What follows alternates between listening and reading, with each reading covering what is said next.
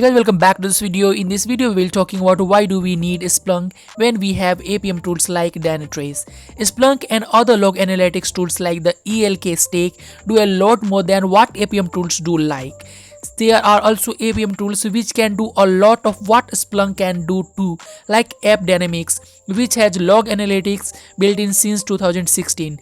Splunk has many capabilities as a market share leading SIEM and has a massive ecosystem of partners and apps which greatly enhance the use case it can solve and the diversity of data you can send it. Splunk is an analytics platform. It's not a troubleshooting tools. Splunk has very little to no instrumentation.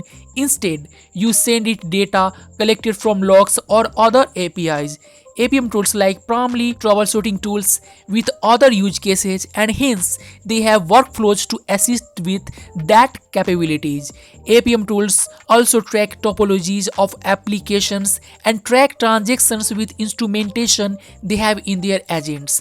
And most companies buy log tools and APM tools for this good reason. So that's all from this video. Thank you guys.